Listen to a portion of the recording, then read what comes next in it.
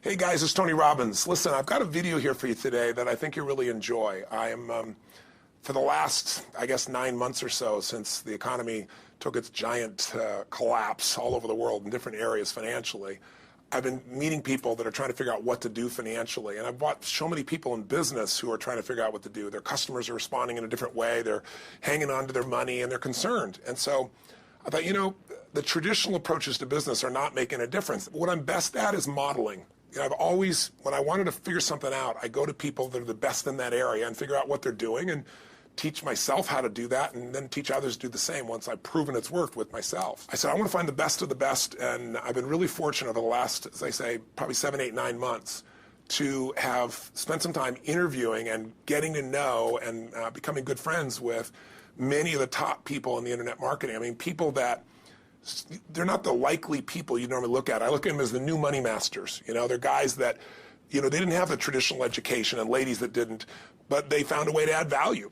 So whether you're looking for, you know, an opportunity to figure out how to have a second income stream, or you have some form of business you're considering being in or you're in and you want to learn some tools, I thought I'm going to create some great products for this, but I thought I'd just send you out first a neat little interview that I did with them. These guys called me up and said, can we come by? I'd love to chat with you. And I said, well, we're going to chat. Let's put it on film. So we just knocked around, and what they wanted to ask me was, look, you know, we spent enough time with you. We know you know how to get people to take action. I said, well, come on over and let me kind of get inside your heads a little bit. Let me see why you follow through. Why do so many people say they're going to do something and then never follow through? And a few people do something inside their head and heart that gets them to follow through. So I just thought you might enjoy this conversation we've had. It's with Frank Kern and John Reese, two of the best in this industry.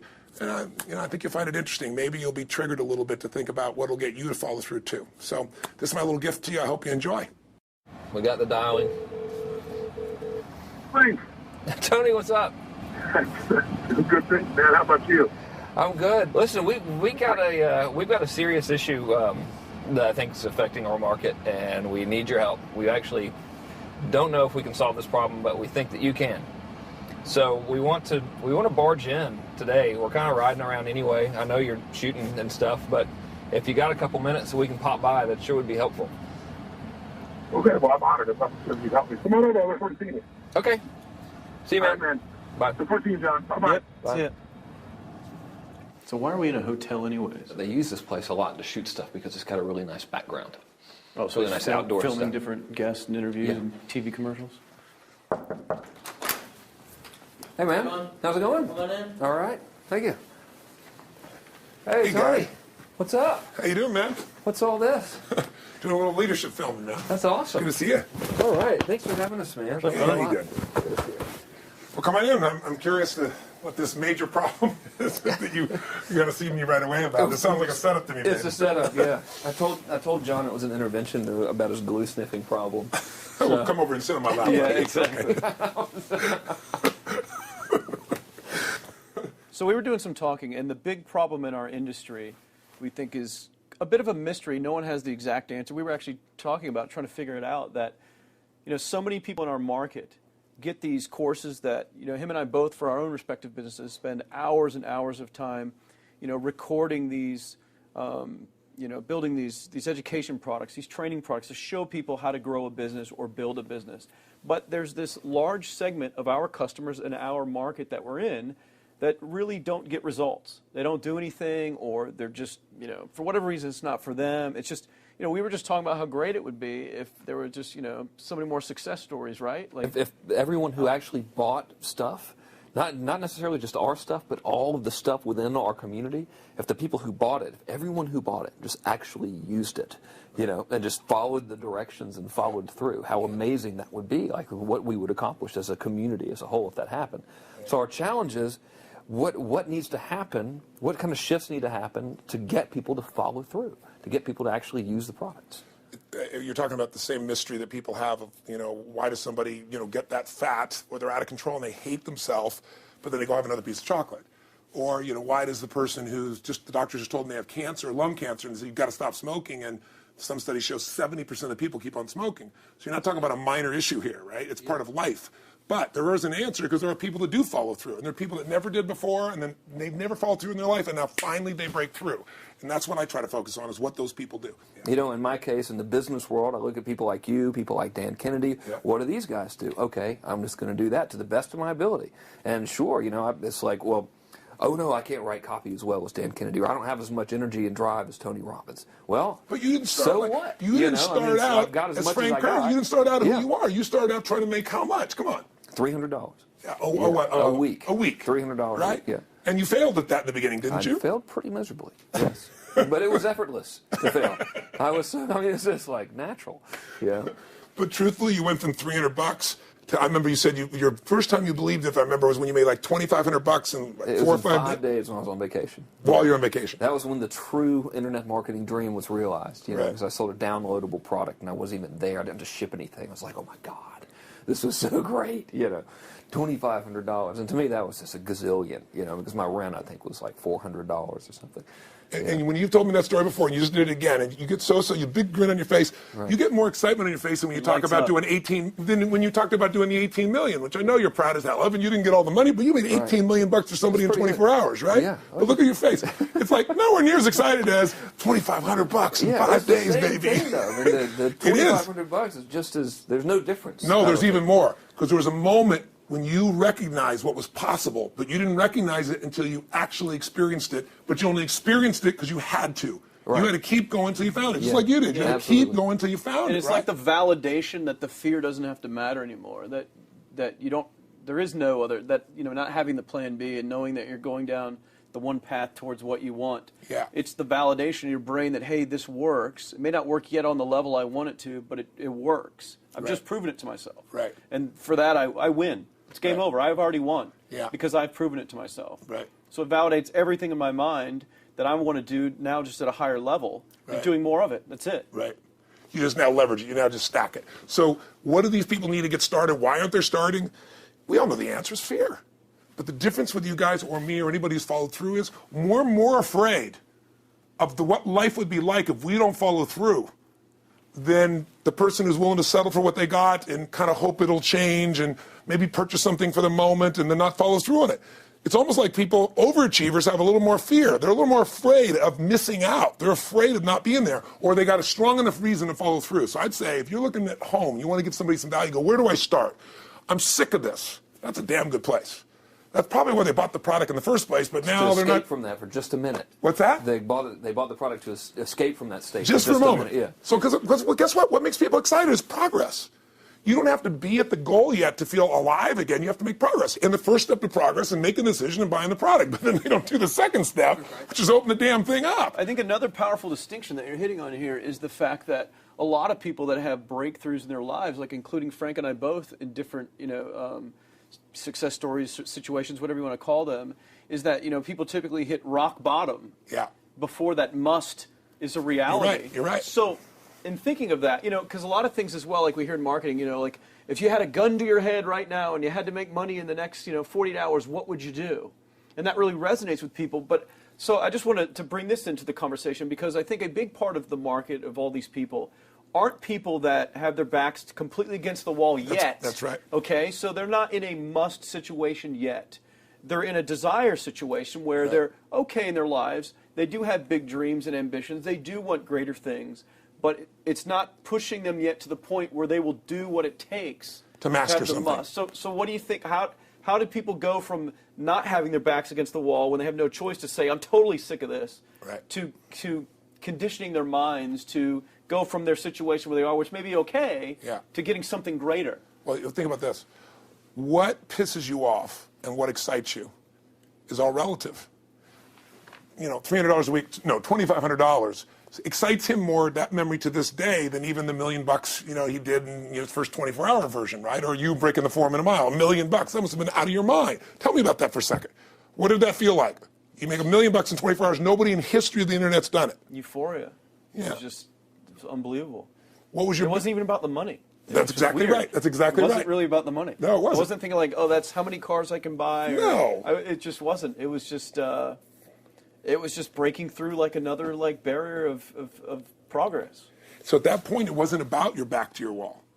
at that point, what it was really It was about. a further point for my fear, is what it really was. Further point for your fear, and for some people, and I think in some cases, it's also a recognition of who I am and what I'm capable of. So for somebody whose life is already great, this is about, what if I could take on another skill that could create more freedom for my life? And just saying, I'm not having to go out and try and do it all perfectly right now. What I'm going to do for the next 8 weeks, I'm going to create a little ritual.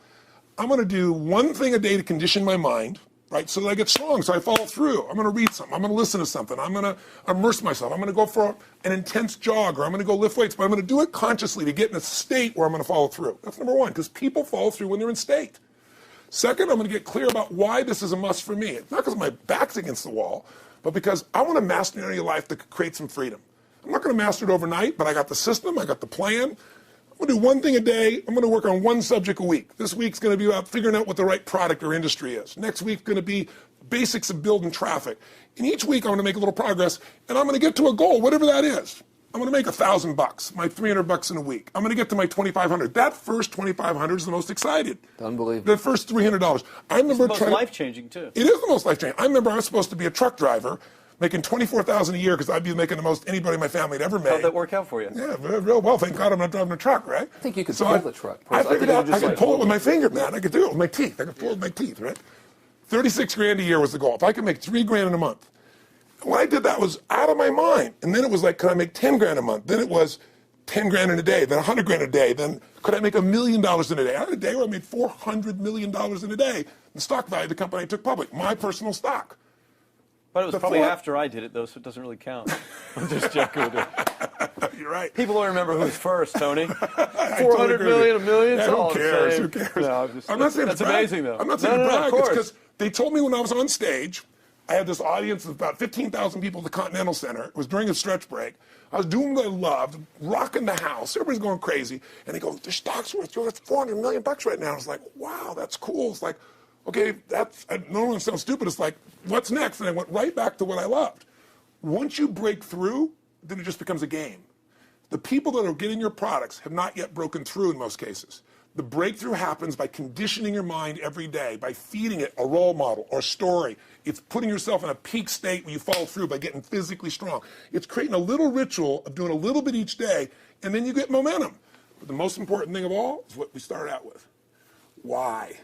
Absolutely. Why is it a must for you? It doesn't have to be you're against the wall, but it has to be something you're hungry for, because the only difference in people is hunger. And if you're not hungry, get around people that are hungry and something will hit you.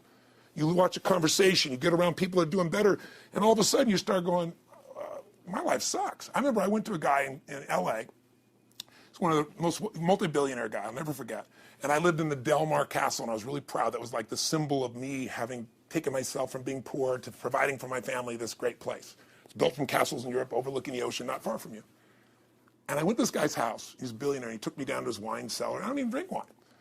Went through this whole thing. At the end of the night, I was depressed. I lived in the Del Mar tenement, as far as I was concerned. I really was. I was like, I live in a crappy place, and all my standards changed. All of a sudden, I wasn't willing to settle for living that. All of a sudden, my back was to the wall in a different way, because as a man, I knew I was capable of more. So people can change their standard by getting around where it's better. People can change their standard by getting associated with what's true, like the bills they got to solve, the problems they got to do it. Or they can do it because they're excited, because it's something new they want to take on. Everyone's different, but they got to find the why, and they got to come up with some daily rituals to get them going, and just do a step at a time. That's where you get momentum. Awesome. That is awesome. So, think about what's the holy grail between somebody taking action or not. It's one word: certainty. When somebody is absolutely certain, the common word is believe, right? But, you can believe at a general level, or you can believe with certain. When you're absolutely certain that if I do this, it's going to get that result, and that result's going to change my life, you'll do it. When you think it absolutely is not going to work, you're never going to do it. The middle no man's land of maybe it'll work, maybe it won't, that's the piece that kills people, right? So if it's a must for you, you got to make it work, right? In our case, right? That's an example. If it's not a must for you and you're not sure, you don't know what to do. So years ago, I'd look around and say, okay, how do people get themselves to follow through that haven't been following through? What's the difference? And I started interviewing hundreds of people, literally, and eventually thousands, because I had thousands of my events. So I'd ask the group to give me their feedback. And I came up with this model. It's like the holy grail of belief, or the holy grail of momentum. It's like the difference between what makes the rich get richer and the poor get poor, right? And the difference we all know is mindset, but like, how's that built? So this is what I did. I created stupid little 4 little boxes, and I'll scribble it here for you. You think about the first thing that determines whether you can do something or not, and I put that in this first box at the top here on the left side. It's potential. Like, what's the potential of a human being? Like, when you guys started, you proved something no one had done in history. You ran the 4-minute mile, right? For golly knows how many centuries, they're trying to run a 4-minute mile. Roger Bannister does it. How did he do it? Do you remember? You did it in this industry, right? You made $1 million in a day. No one had ever done that in history, right? After you did it, a bunch of other guys were doing it because it became possible. Roger Bannister didn't just go physically practice. He made a shift in his head. He practiced in his head because he could never achieve it physically, so he had to change in his head first so that the result became certain enough he believed it, and then his body got him through. After Roger Bannister ran that 4-minute mile, within 2 years, 37 people ran a 4-minute mile. Wow. When no one in history had ever done it. Now, here's how it works. The potential for anybody getting your product is extraordinary. They can do what you've done as much, more or less. They can do whatever they want to do. The potential's there. The market's proven that. Whether or not they tap into that potential has a lot to do with what action they take, which is the question you came to me with, right? Like, you know, God, they all have potential, but they're not taking action. And we all know that the action they take is going to determine the results they get. That's pretty obvious. So most people have a belief about what their real potential is no matter what you tell them.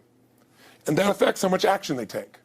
And of course, that affects the result. And then ironically, that result reinforces their belief. And then that belief affects it. So I'll give you an example. Let's say a person has unlimited potential, we all agree. But they take little action, little results. Why? Because they have to start with a problem with their belief. They don't believe it's really going to happen for me. Maybe for Frank Kearns because he's got the cool hair and stuff, or maybe it's for you because you're so driven, but it's not me. Maybe Tony Robbins because he's a freak, got these big teeth. Whatever their thought process is, right? They got this thing, right? But what happens is, if you believe that there's very little potential, how much action are you going to take? Nothing, little. And when you take little potential with a little action, what kind of results do you get? Lousy little results. And when you get little results, what does that do to your belief? You go, see, I told you this was a waste of time, told you this wouldn't work. And then what happens? You tap even less potential. You take even less action. You get even worse results, and your belief gets even weaker. And this sucker feeds on itself until you are in a downward spiral. It's poisonous. It's poisonous and it's self-fulfilling. Now, what if something could happen that could come along and fill you with a sense of absolute certainty? Not like I believe, but where you know. In you guys' case, mine as well, we knew because we had to. Because we burned the boats. There was no other option. We had to find a way. We weren't going to live that way. We all did it in different ways and for different reasons, but in essence, that was it. If you get yourself in a state of certainty that this is going to work, I'm going to find the way, and if this doesn't work, I will make the way, then you tap a lot more potential. And when you're certain in your potential, you take massive action. And when you take massive action, you really believe in something, you get great results. When you get great results, your brain goes, see, I told you I was a stud. I told you this thing would work out. Now you're even stronger. You tap more potential, take greater action, greater results. That's how you went from $300 in a week to $2,500 in 5 days to $100,000 in a month to $1 million in a day. Same thing with you. And we get momentum. That's why the rich get richer and the poor get poorer.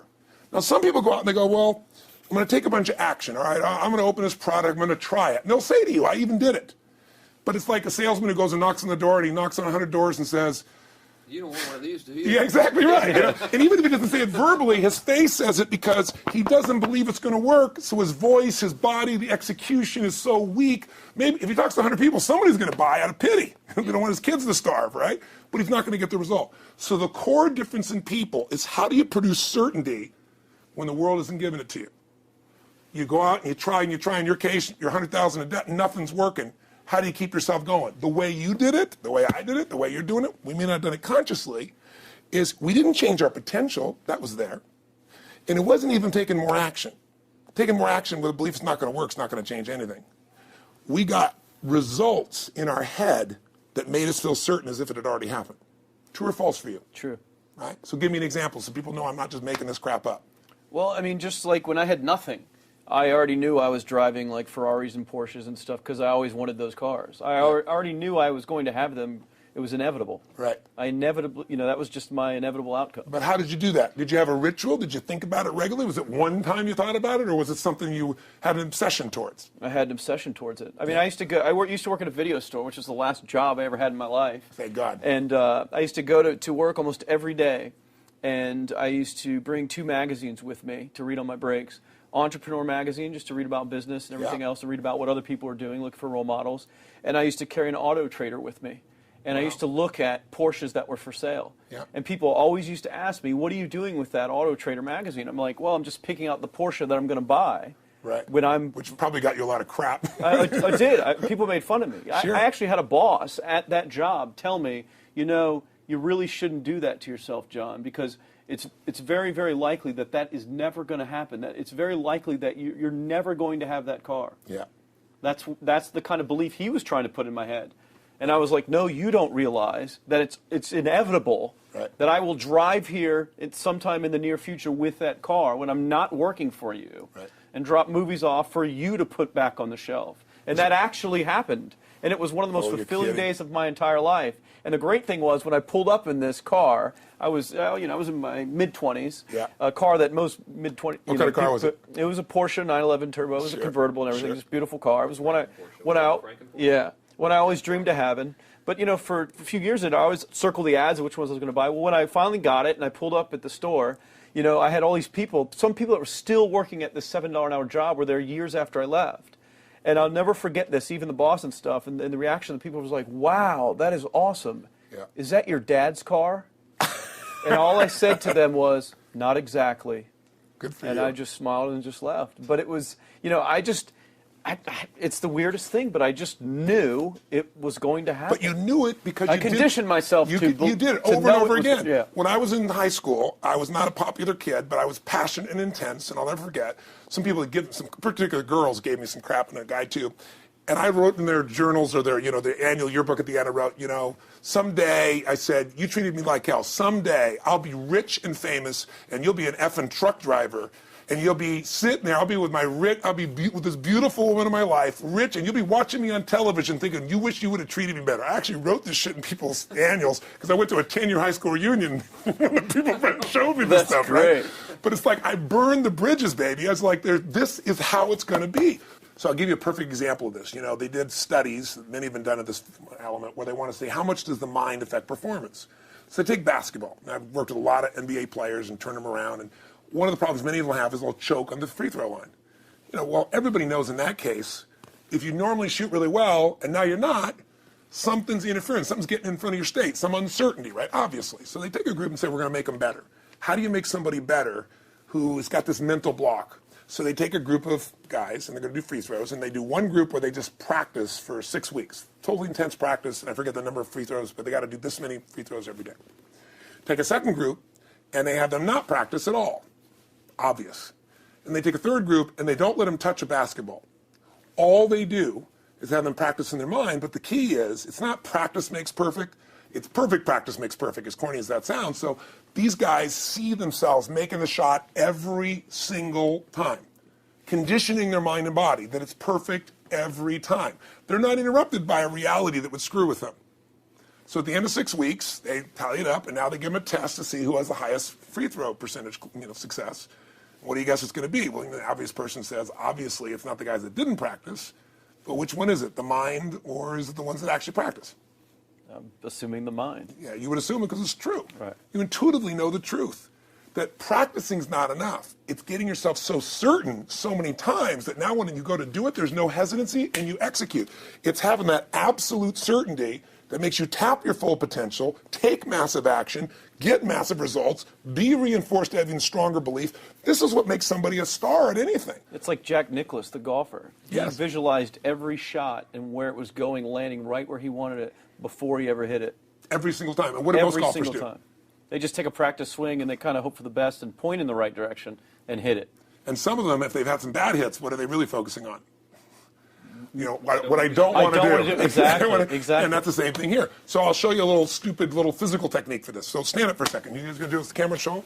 So try this for a second. So just put your feet together, and then put your right index finger straight out in front of you like this. Okay? And all I want you to do is I want you to just turn clockwise comfortably as far as you normally turn. Just notice where you naturally stop. Go ahead and turn clockwise. People at home can do this too. Keep your feet straight. Notice where you stop. Come back around to me. Back around to me.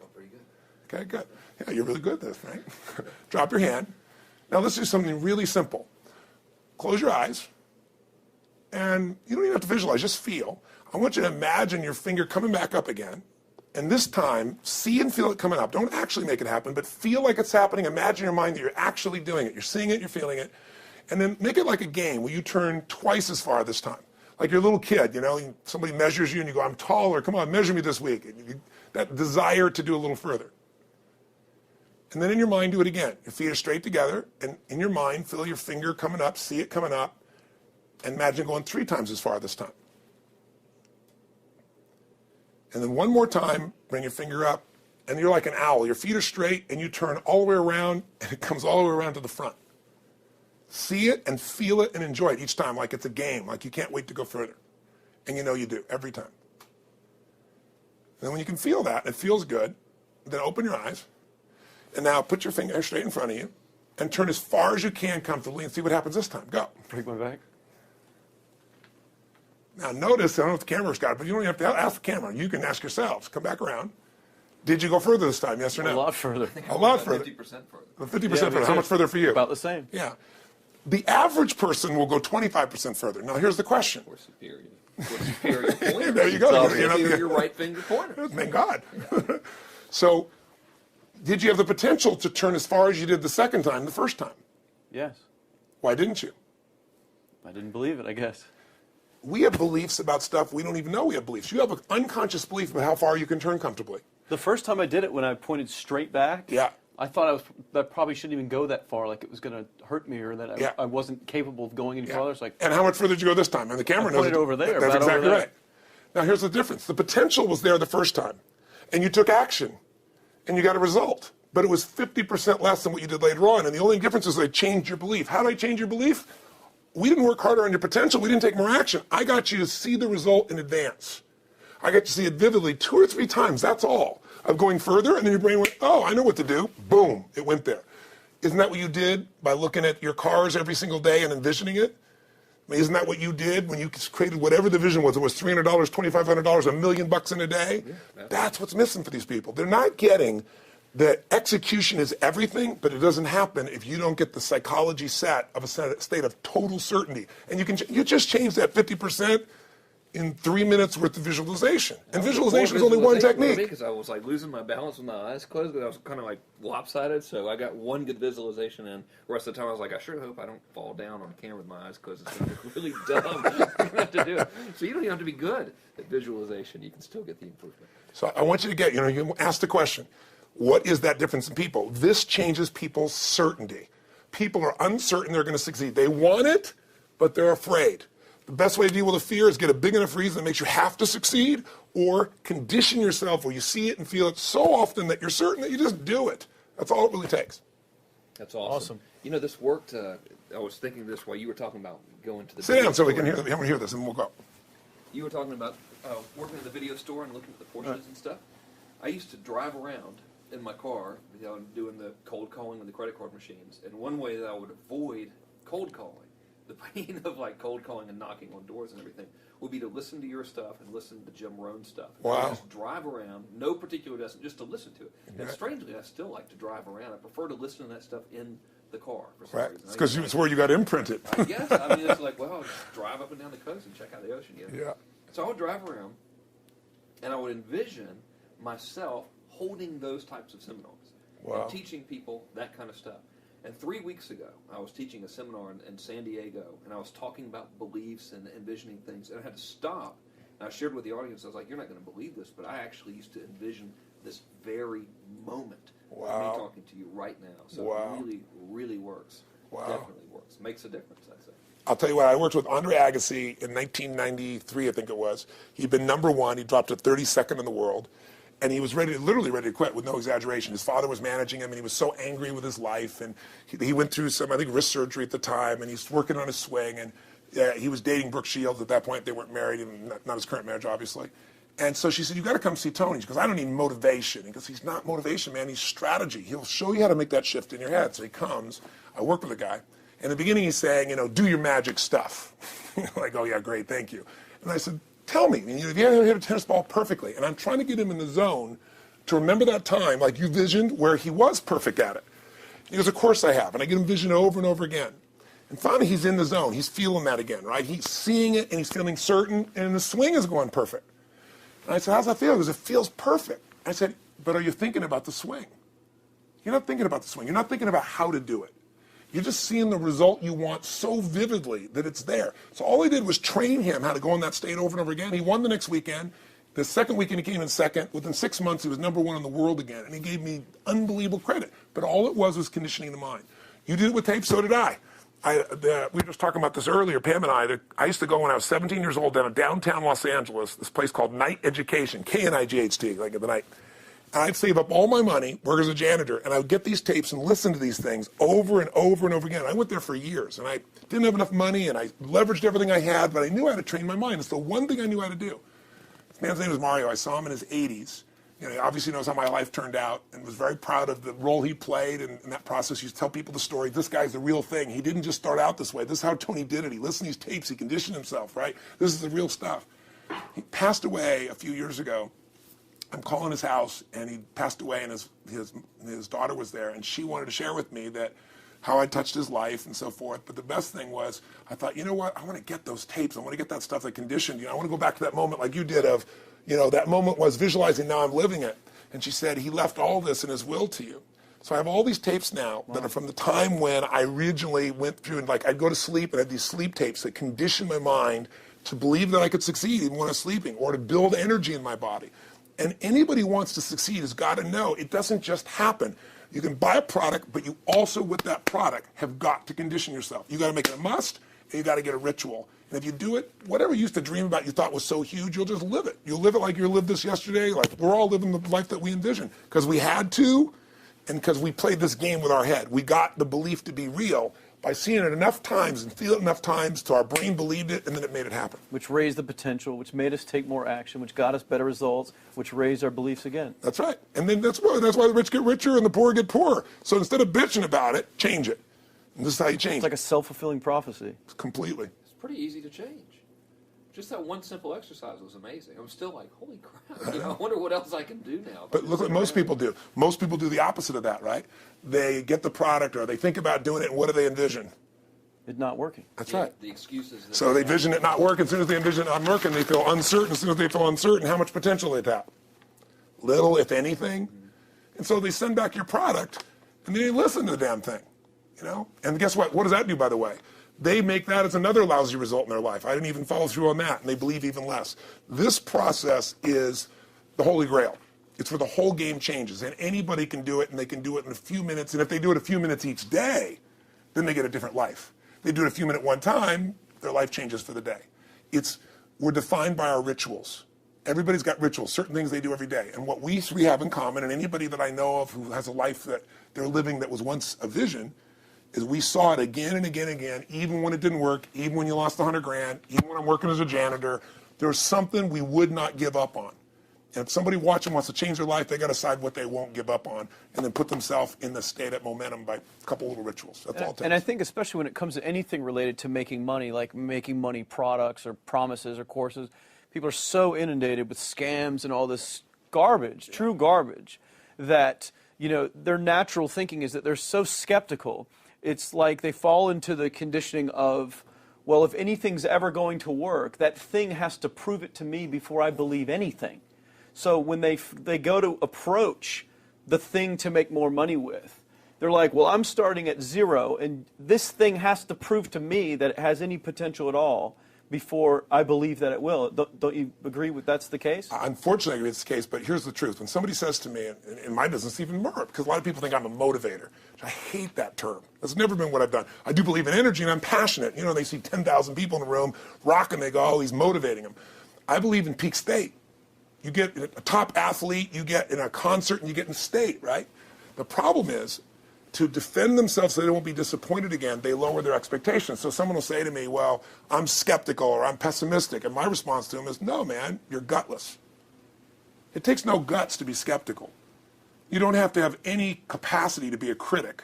And now with the web, you don't even have to own that you're the one being the critic. You can burn somebody and, you know, anonymously, right?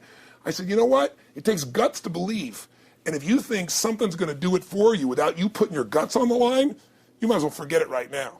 So this idea that I'm skeptical or they got to prove it to me, it's the biggest lie. What that really is your fear talking. You're so scared of failing, you don't even want to get your hopes up. And if you don't get your hopes up, you might say, well, what if they get their hopes up and somebody gets disappointed? How many disappointments have we experienced in our business careers and in our lives? The difference is some people take disappointment and let it destroy them. Other people take disappointment and let it drive them. And you get to choose.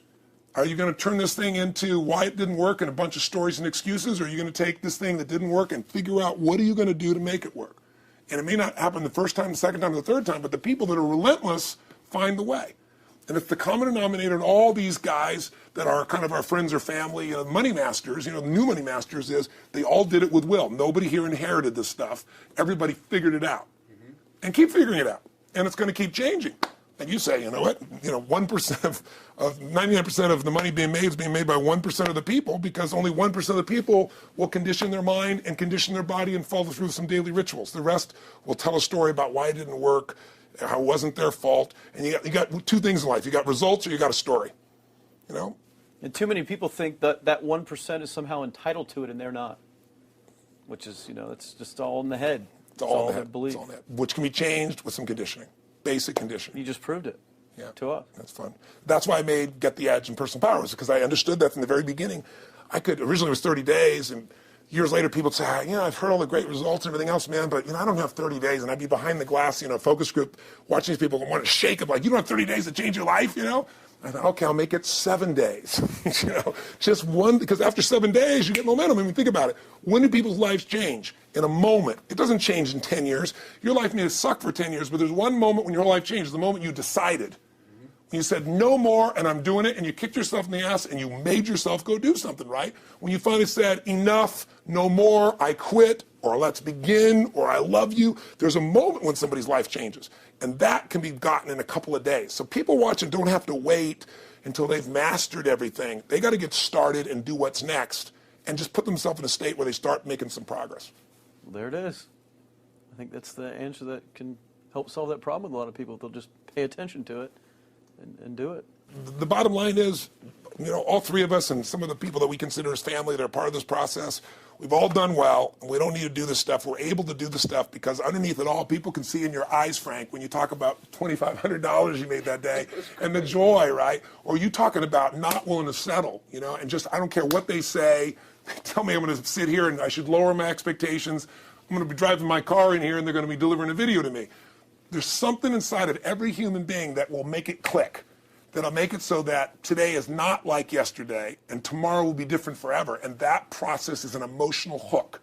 And what I hope is people watching this stuff, maybe something in here will piss them off enough or remind them of something or say there is a plan and it isn't just luck.